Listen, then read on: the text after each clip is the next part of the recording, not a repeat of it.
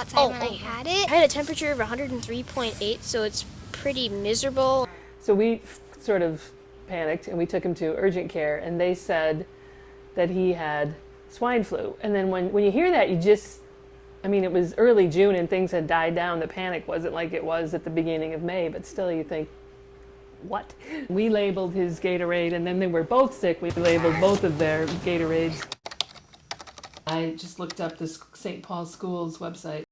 But they have a lot of good advice about what to do. She missed me a lot at school. I used that to find out if Margaret, my daughter, should go to school when Sam was sick. We really try to talk about err on the caution side this year.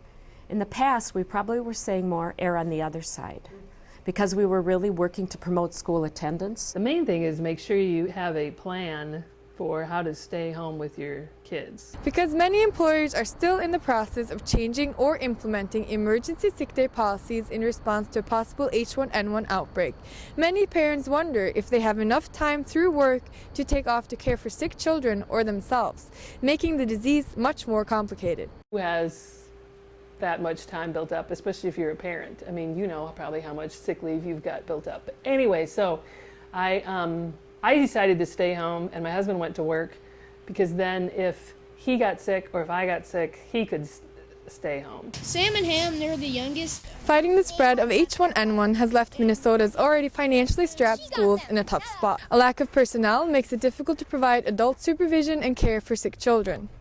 Tight spaces leave few, if any, comfortable areas to wait for parents. And schools don't typically have large purchases of disposable thermometer caps, masks, or antibacterial lotion as part of their budget, and now have little or no money to provide them. School resources are very, very stretched.